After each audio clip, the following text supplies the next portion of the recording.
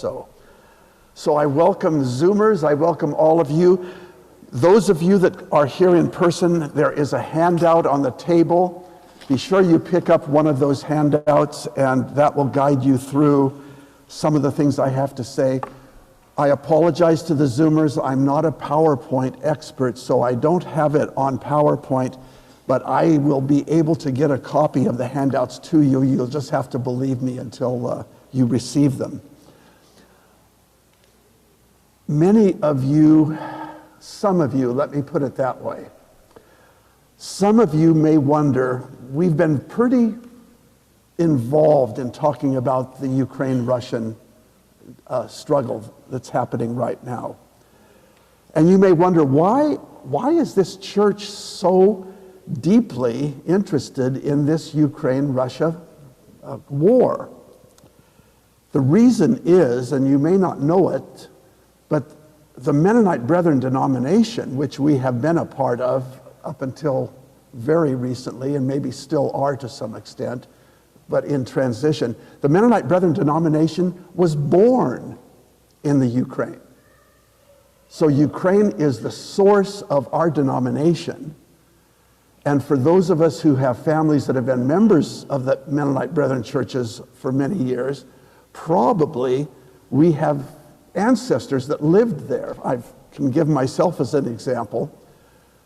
Of my 8 great-grandparents, 6 were born in Ukraine. Of my wife's 8 great-grandparents, all 8 were born in Ukraine.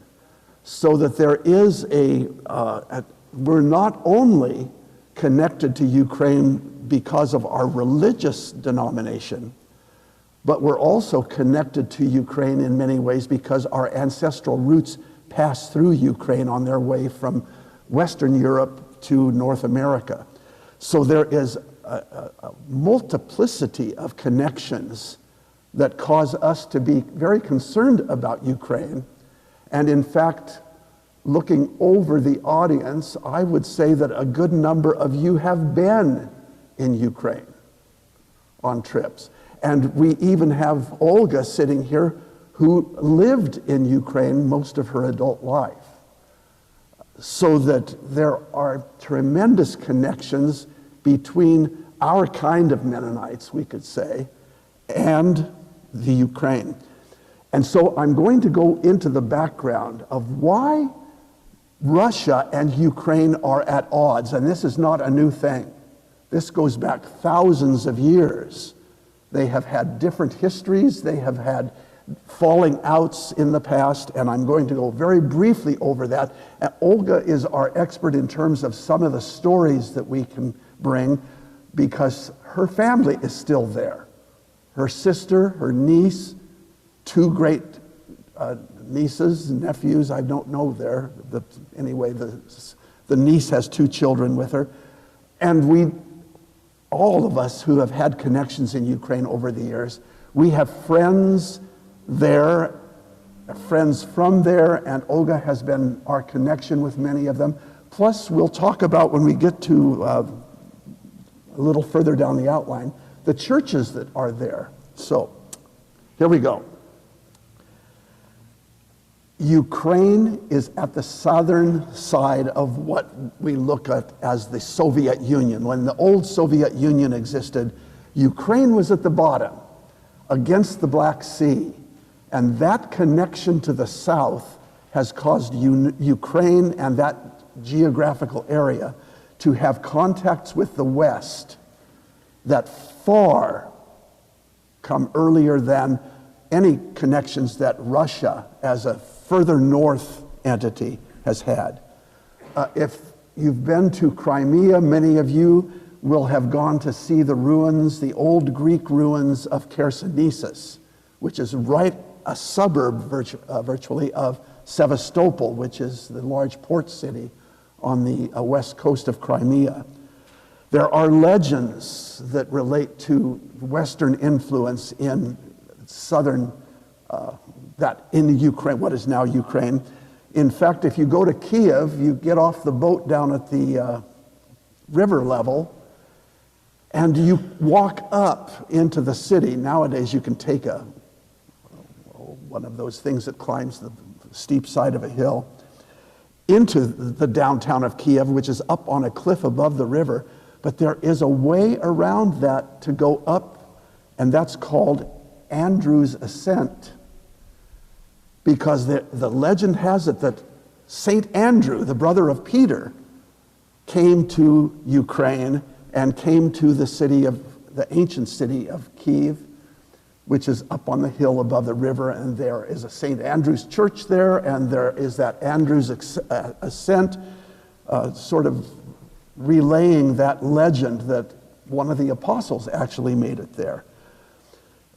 The story is that the Byzantine Empire also had its influence, and if you look at the Roman Empire maps that you can find anywhere in your atlases or online, you'll discover that the Roman Empire extended into what is now Ukraine, southern Ukraine, so that there have been these Western connections. And Kievan Rus was a nation that was established. Well, Vladimir was baptized in 988 in Chersonesus, and he said that by his baptism, the whole population of Ukraine, Kievan Rus it was called in those days, was baptized into Christianity. So the history of Ukraine, often in terms of the religious history, goes back to Vladimir's, or Volodymyr, if you say it in Ukrainian, and we'll talk a bit about the language differences. But he established Christianity in Ukraine in 988. And his son, Yaroslav the Wise, was very connected to the West and had a number of children. They all married into royalty in the West, so that if you have royal ancestry that goes back to England, Germany, any of the countries of Europe, you will find your family tree ending up somewhere along the line with Yaroslav, the Grand Duke, the Grand Prince of Kiev. In the 12th century, the Mongol horde invaded, and they then defeated the Kievan Rus, which caused many of them to flee up north, and they then became the leaders in what is known as Russia. And so Russia really is not the older brother of Ukraine. Ukraine is the older brother of Russia. The histories merge out of Kievan Rus, but Ukraine is more ancient in terms of its civilization than even Russia is.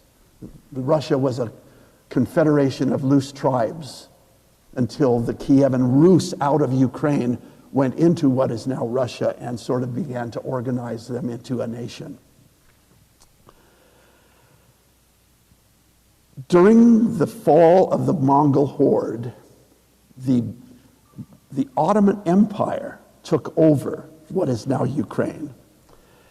And it was Catherine II, some people call her Catherine the Great, but you'll hardly ever hear a Russian call Catherine the Great. She's Catherine II. They don't consider her as great as probably the Western society does. She had war with Turkey, with the Ottoman Empire, and so it was Catherine II, Tsarina of Russia, that secured once again the land that is now Ukraine away from the Ottoman Empire, centered in Istanbul, Constantinople. And so this then begins this conflict, this struggle between Ukrainians and Russians. They have separate languages. They're 70% approximately the same. But that's why you see so many different names now being brought out for places in what's Ukraine, because the government has stated that Ukrainian will now be the national language. Russia has tried to obliterate the Ukrainian language over the years. Even in Tsarist times, there were pogroms against the Ukrainians to try to get them to speak Russian exclusively. Now again, you'll hear Russian officials up to Putin himself saying that the Russians in Ukraine are being persecuted because they're being told they need to speak Ukrainian. It's really sort of a phony accusation because all Ukrainians speak Russian, except perhaps some on the very western edge that are furthest away from Russia. But you couldn't get along in the Soviet Union or even in the later years of the Tsarist Empire without there being Russian-speaking knowledge, even among all those in Ukraine. So most people in Ukraine today can speak, all of them can speak Russian, and almost all of them can now get along in Ukrainian. Now, where do the Mennonites come into all this? Because the Mennonites, we don't have Russian ancestry to any great degree, although when you go into DNA studies, all of you will discover that there is a bunch of Eastern Slavic Ukrainian ancestry in most of our background, because it's considered by DNA experts that coming from Africa, people that were going to end up in Europe came through Ukraine on their way to Europe. So it's an interesting, ancient kind of study. Now, in 1787, Catherine had conquered, was still in the process in the very southern parts of it, of conquering this land and bringing it back. And so she was very eager to get farmers there because the fertility of the soil in Ukraine is better than anywhere else in the rest of the world. There is a place in Ukraine where they say the topsoil layer is thicker than anywhere else in the world. And it had not been tilled. It was just waiting for farmers to come in and till the land and make it what it turned out to be, the breadbasket of Europe.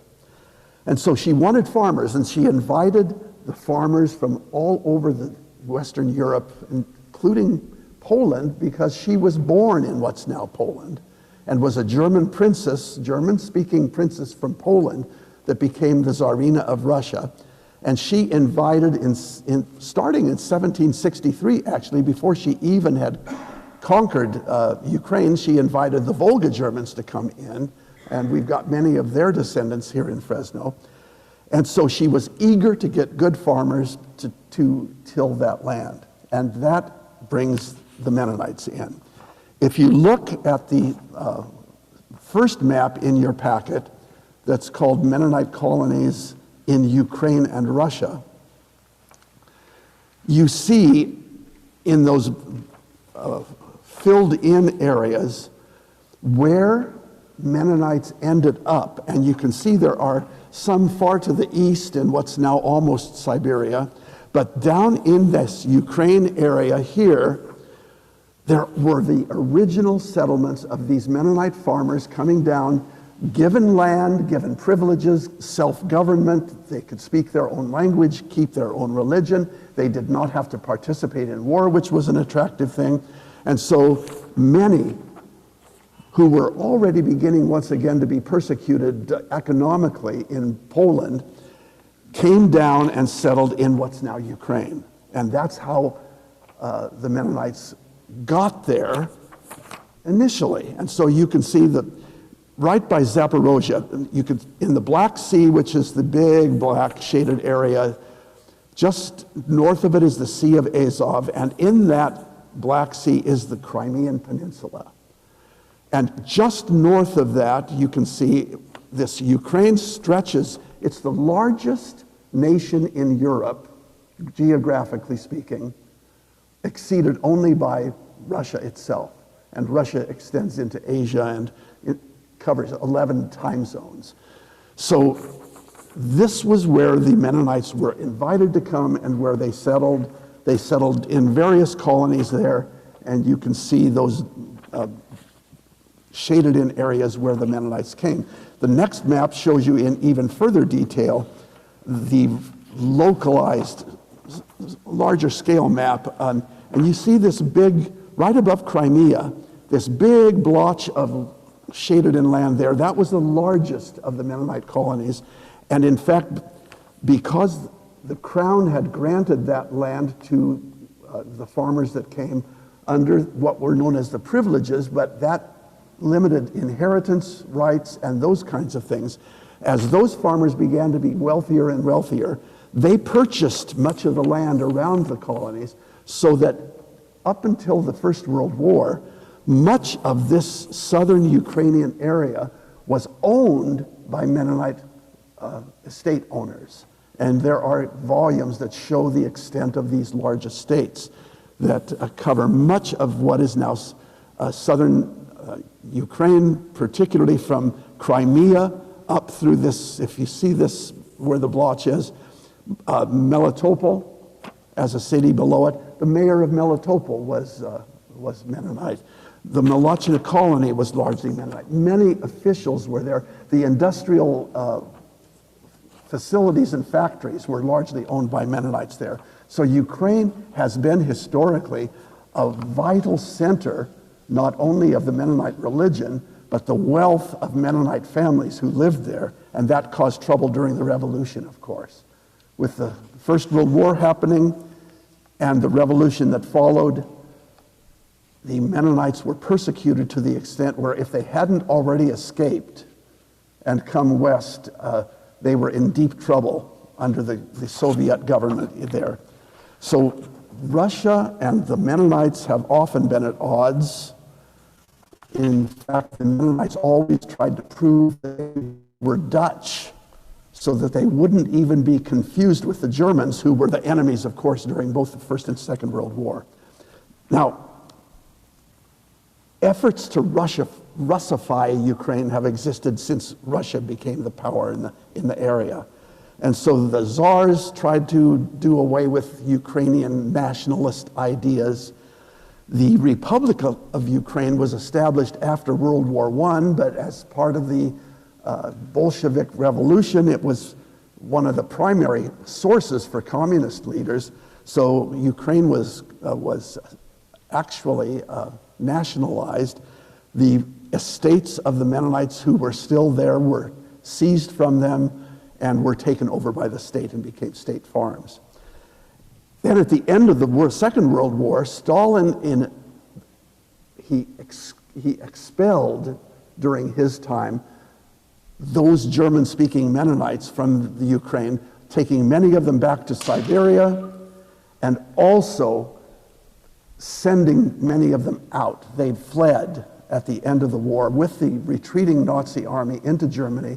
And so basically, the Mennonites were removed as any influence in Ukraine. There were none, except a few women who had married Ukrainian or Russian citizens of that area.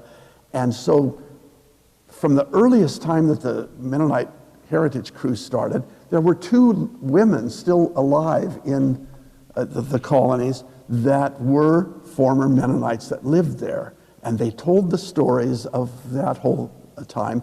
Interestingly enough, Stalin brought in, as the Mennonites left and the other German-speaking people from that region, he brought in Russian-speaking people because it was one of Stalin's goals to dilute all of the nationalist centers in the whole Soviet Union.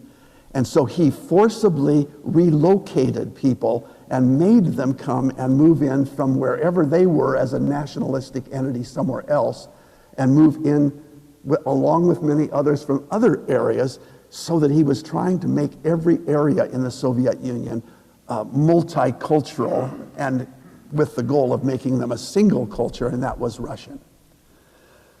So the end of the Second World War basically meant the end of any Mennonite presence in Russia.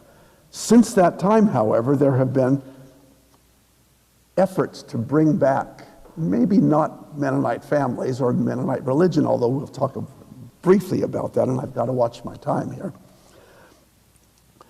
When the Mennonite Heritage Cruises started in 1995, they brought back the truth of Mennonite-related history to Ukraine. Stalin had erased it from the history books.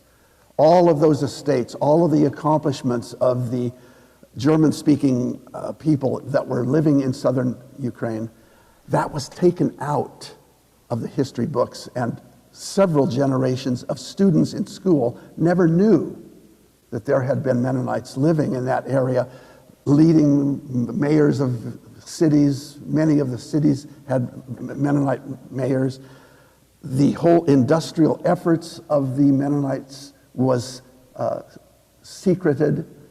They were described as being Russian industries, Russian firms, Russian state farms. It was not until the Mennonite Heritage Cruise and other scholars that were becoming interested in bringing the truth back to that area that suddenly the Mennonite history of that area was being gradually brought back to the people that lived there.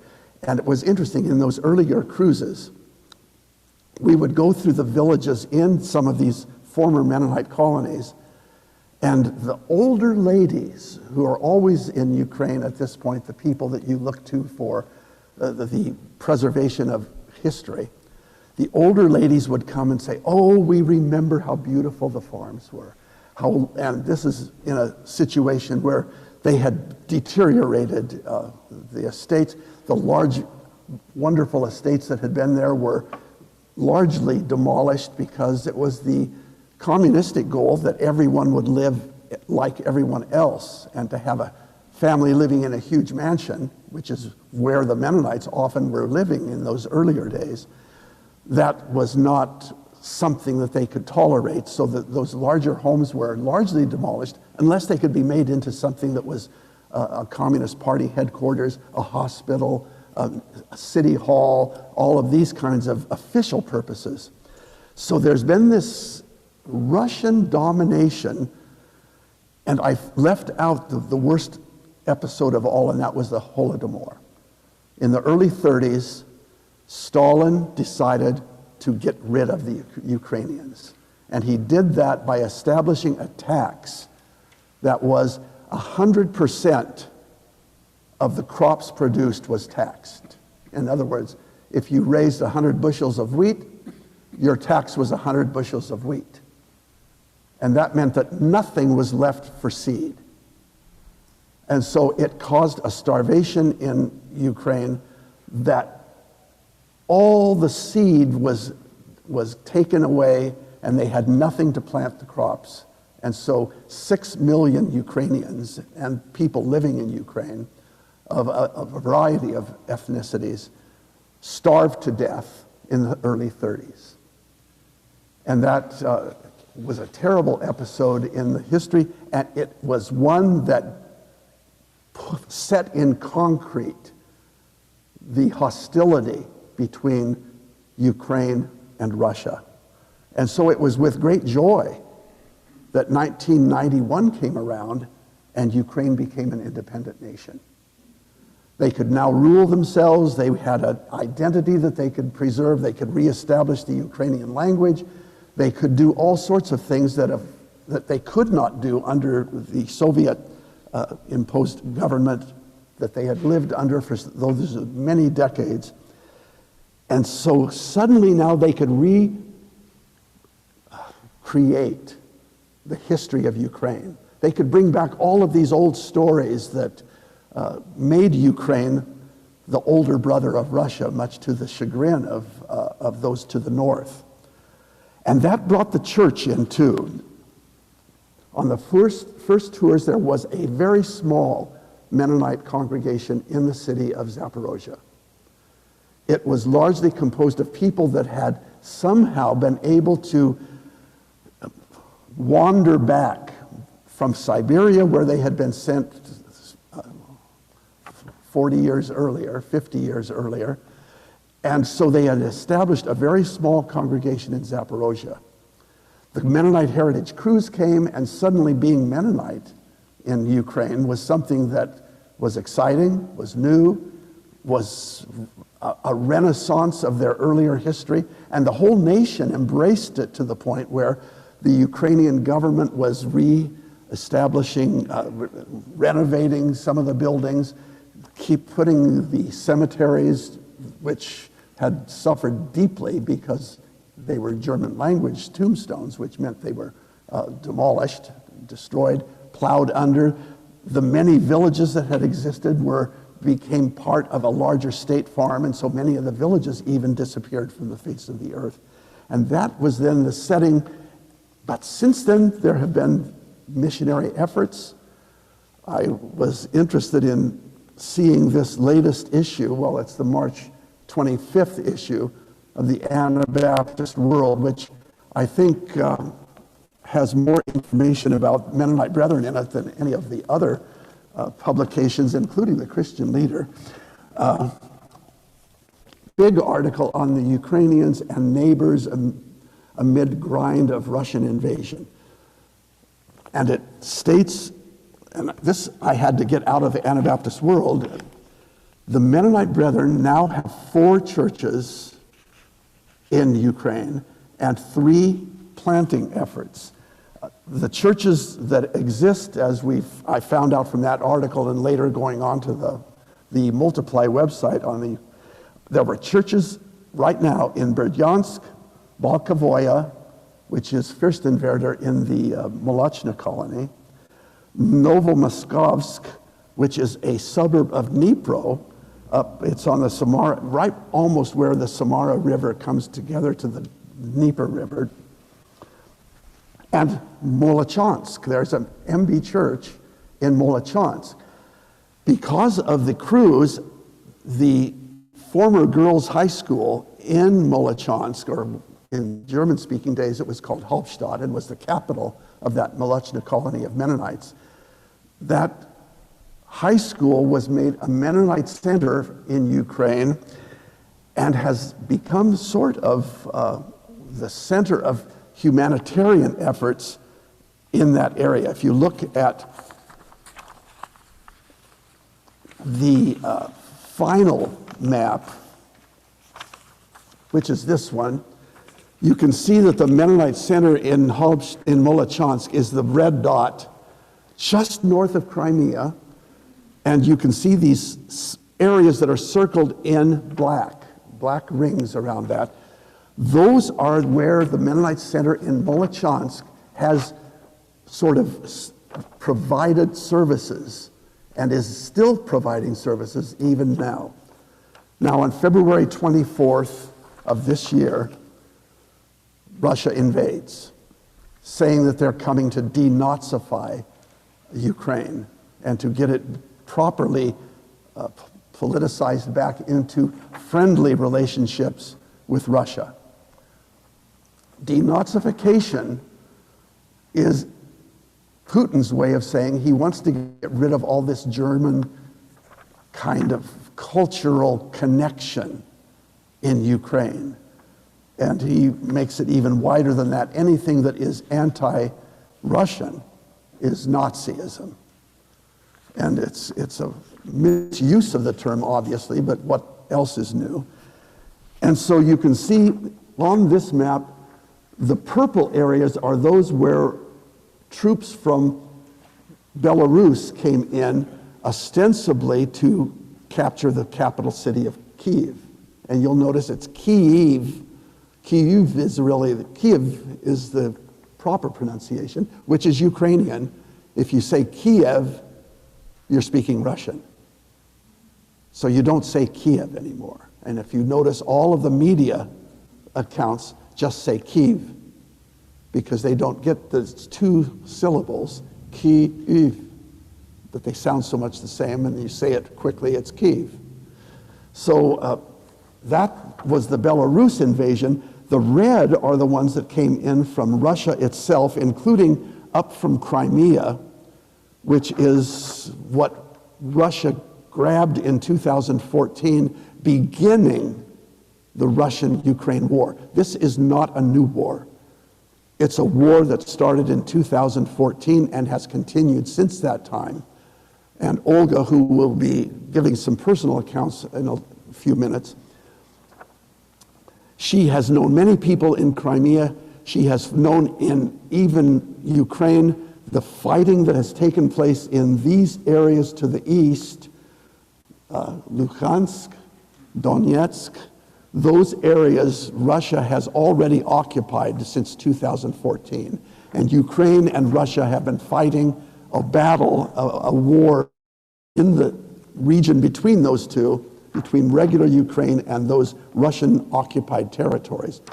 Now, if you see, there is a large amount of red that has come up north of Crimea, and this has overrun the Molochna colony that many of us have ancestors that lived in.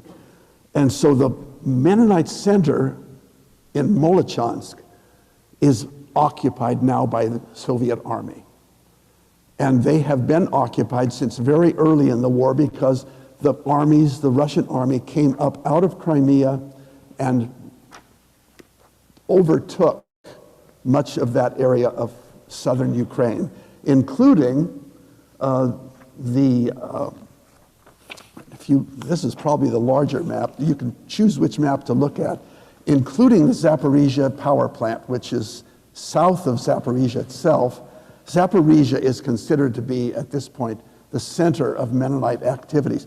There was, because of the cruise, a Mennonite Benevolent Association established, which was sort of a senior aid service in the city of Zaporizhia.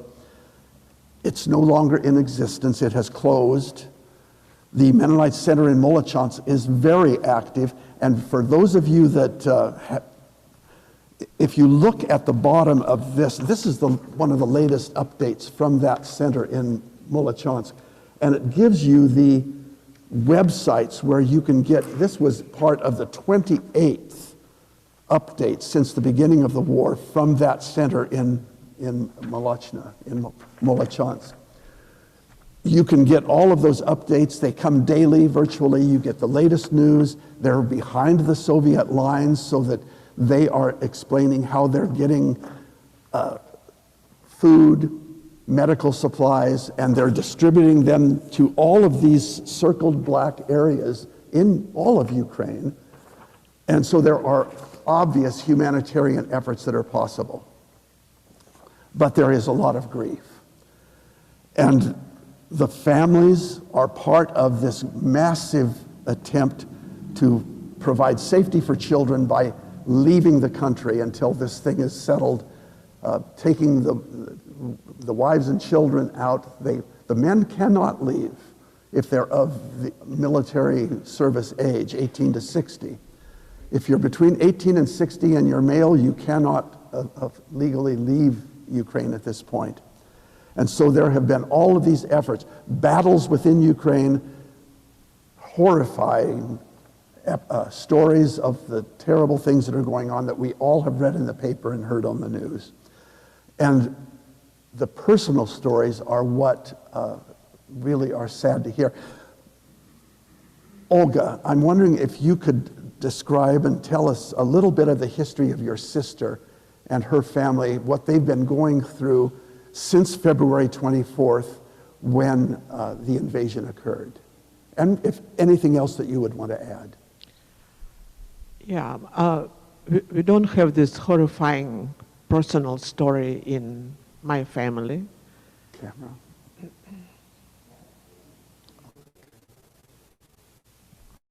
You want to come up here, Olga? You can come up here. You'll need the mic, because I've got one of these little ones on my lapel.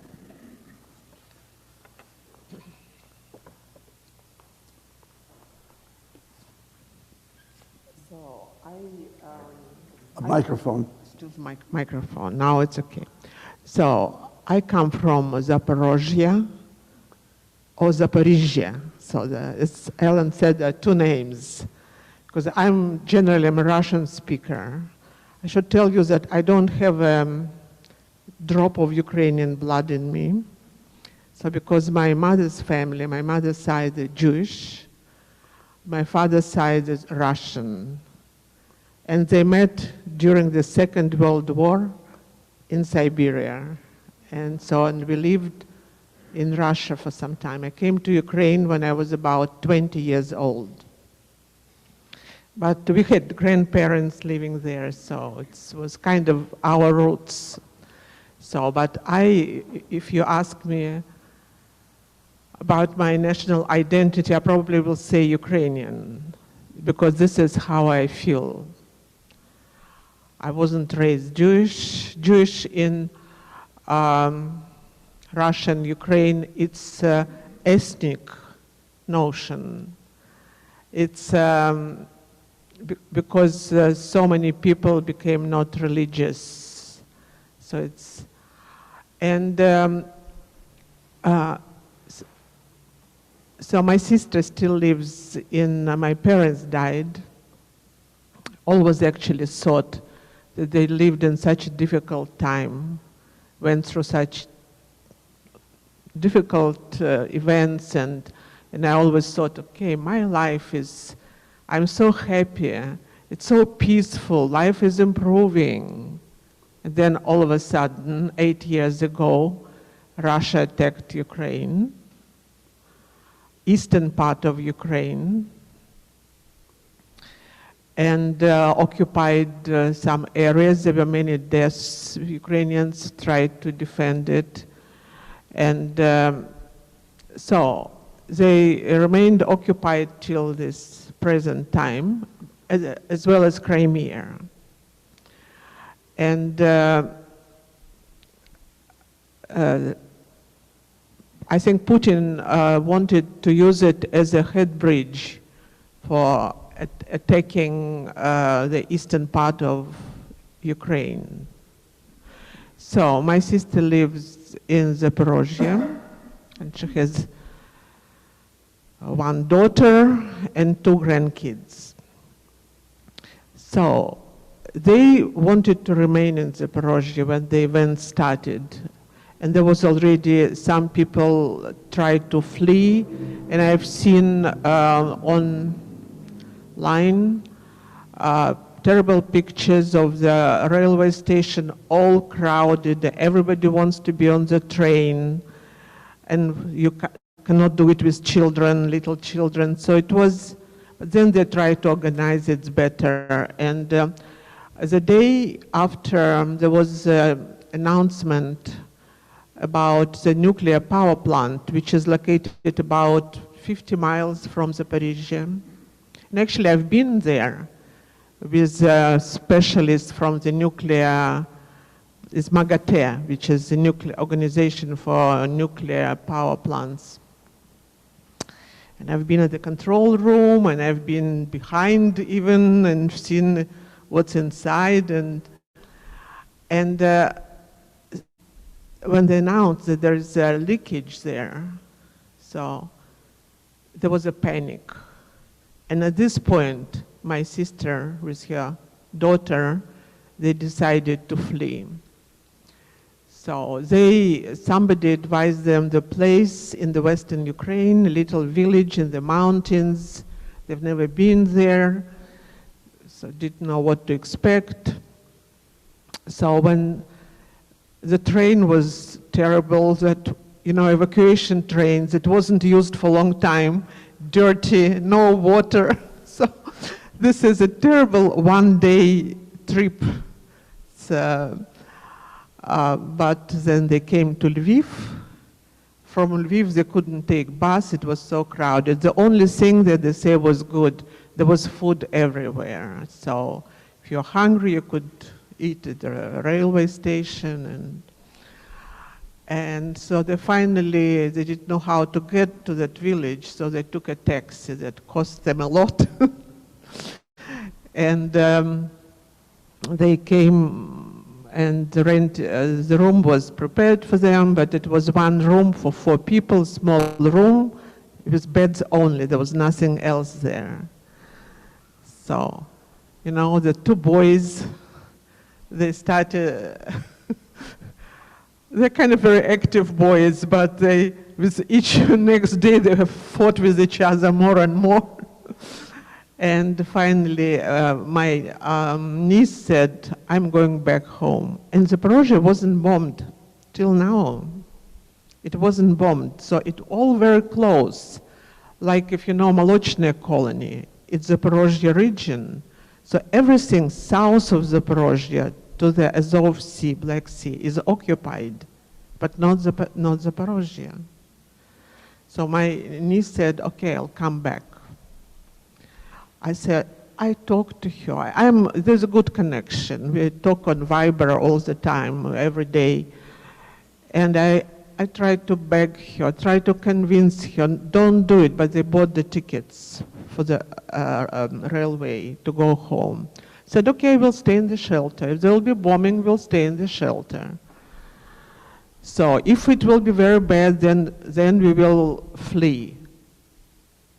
I've seen how people fleeing under bombs, what's happening. So I cried. Then I talked to her husband. Her husband couldn't go with them. And begged and said, explain to her that it's not possible to do, that it's a wrong decision. And then finally when I said, okay, I will help you financially, rent another place with at least 2 rooms, with all conveniences, which they did. You know, it appeared to be, they didn't know, it's a pretty expensive place where they came. It's very close to the ski resort that they didn't know. And people coming there, you know, it's expensive kind of sports, people coming there for skiing. So, but now as already there, they decided to stay there. So now they have a much better living conditions. So they returned their tickets and they're staying there. And we'll see, because nobody knows. Everything is ahead of one sick person. And it's,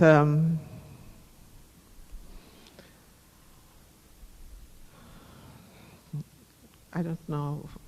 You have questions or people? We've had friends, other friends in Zaporozhye, Ludmila, who was a guide with us on the heritage cruises and all.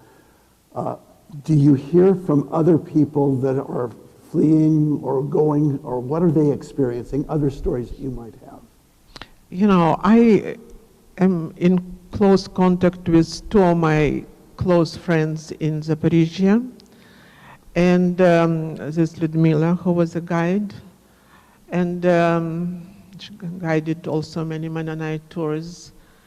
And she's approximately my age, and she's alone. And it's kind of, she decided whatever will be, will be. So she's not moving anywhere. She's staying in her place. Even the shelters, you know, not every building has a shelter.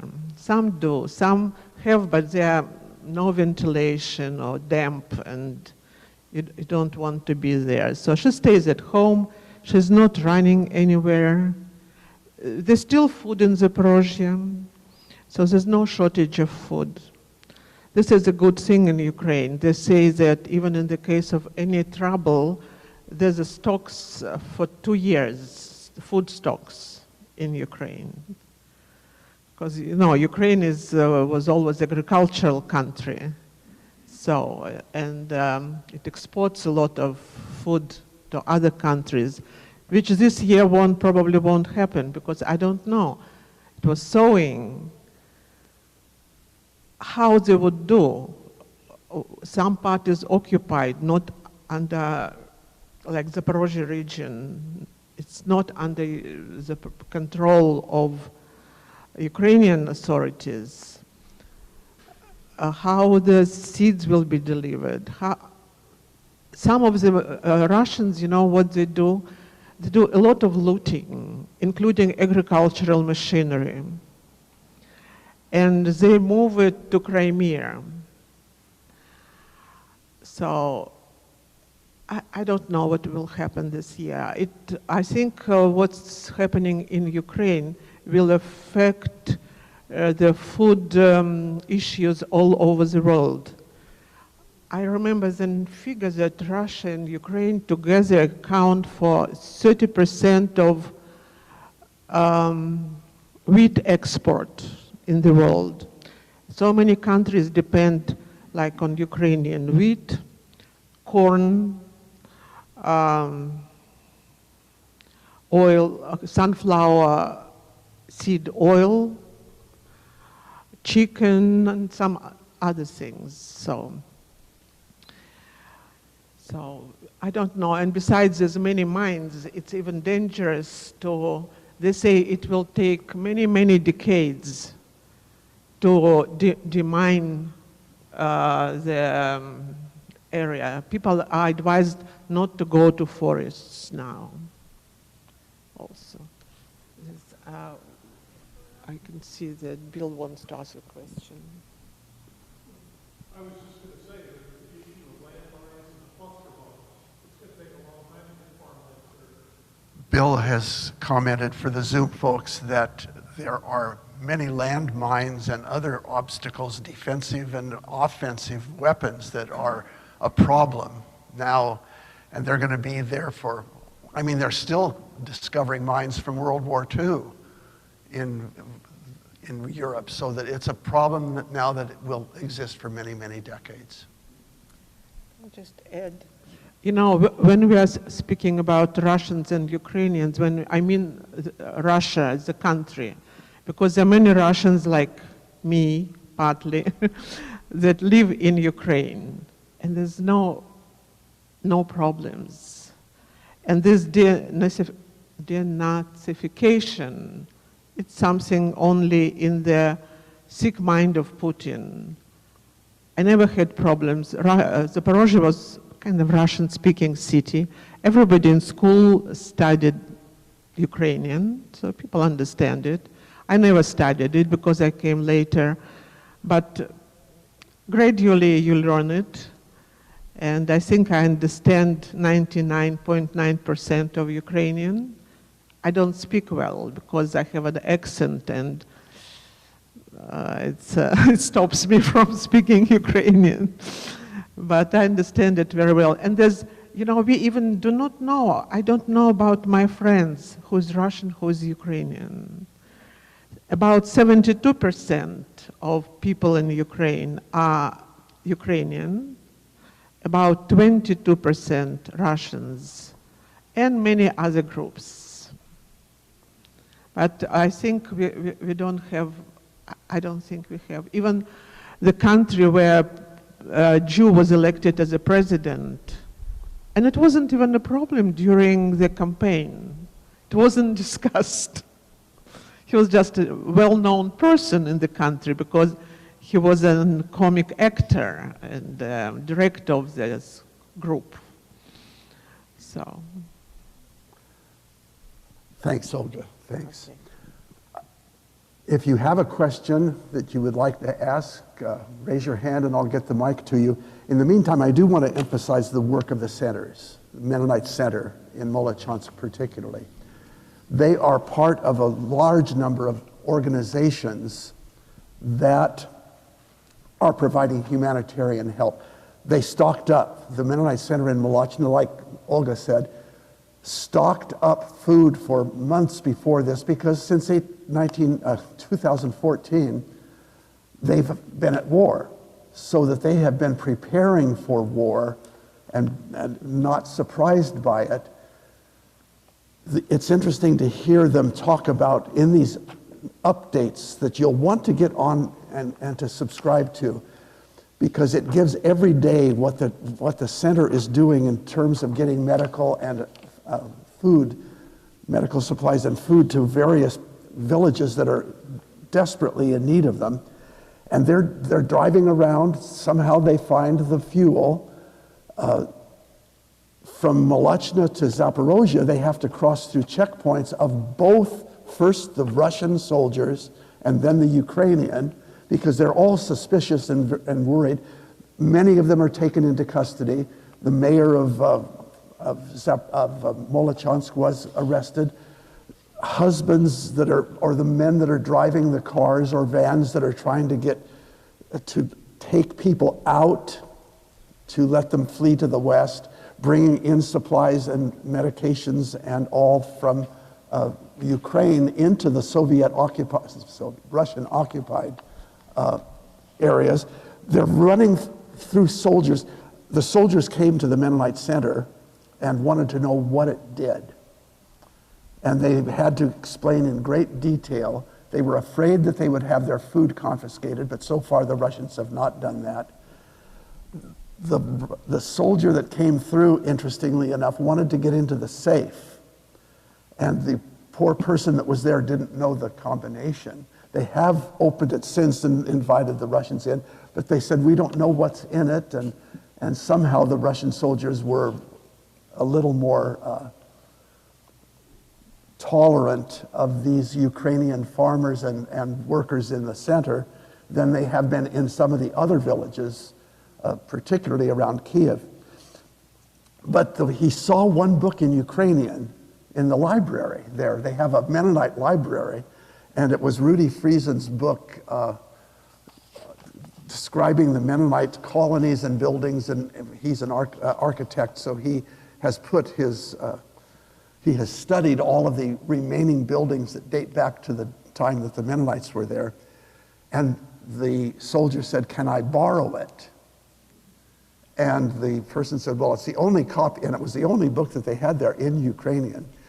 They said, it's the only one we've got, so I'll loan it to you.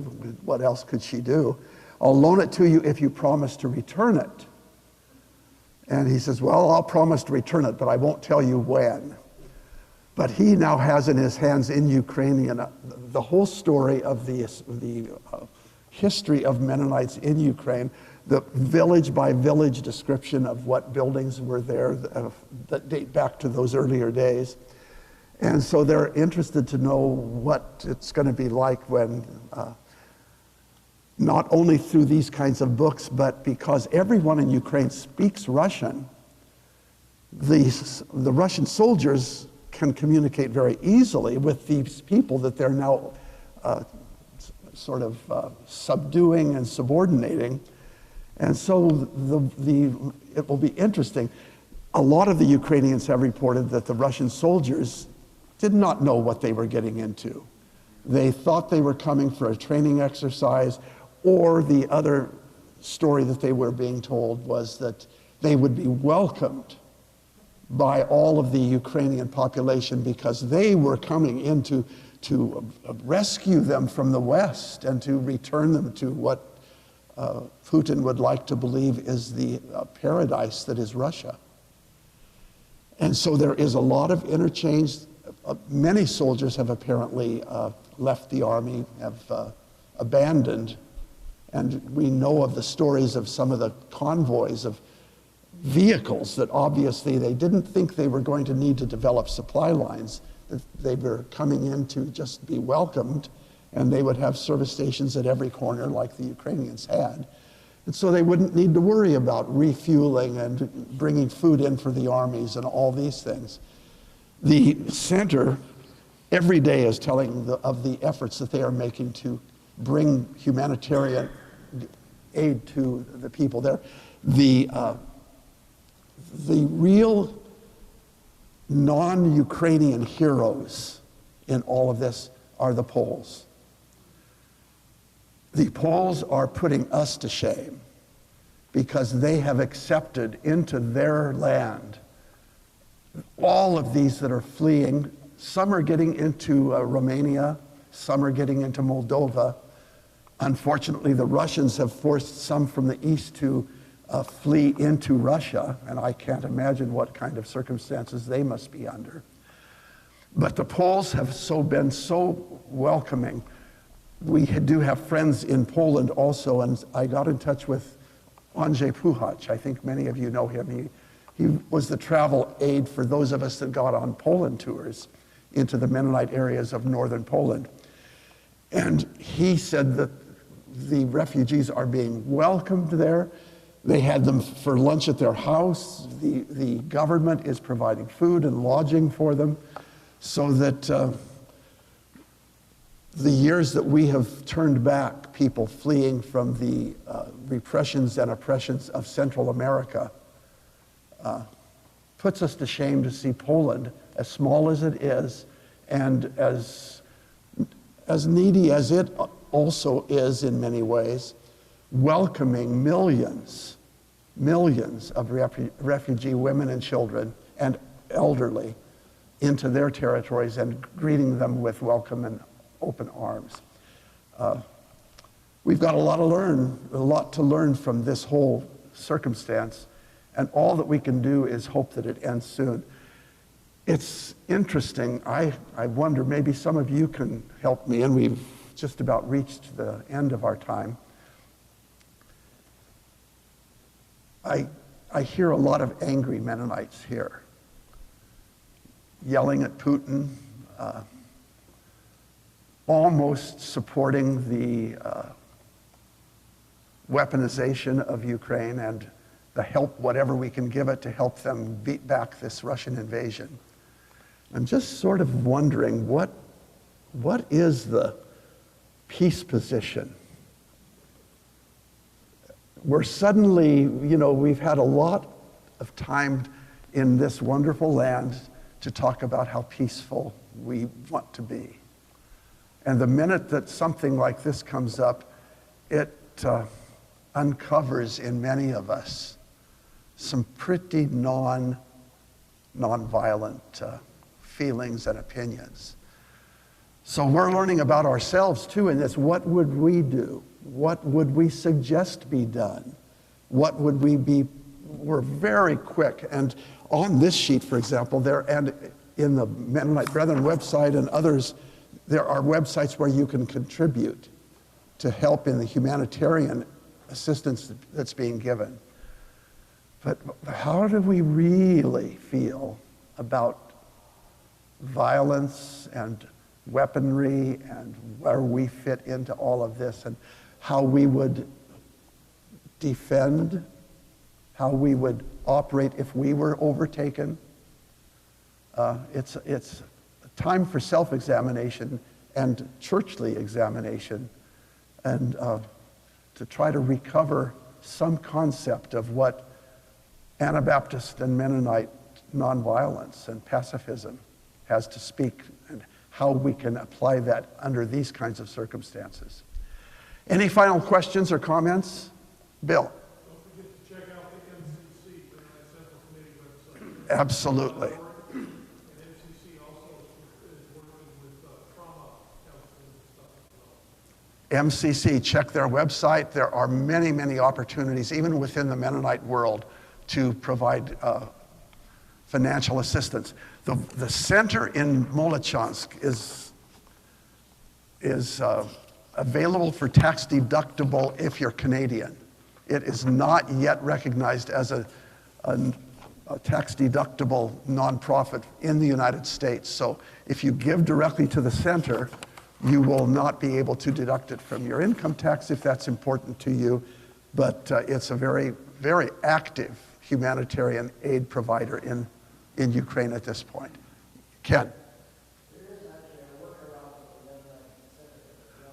Okay, there is a workaround. Ken Neufeld says there's a workaround so that you can get a tax deduction. And if you want information on that, contact Ken.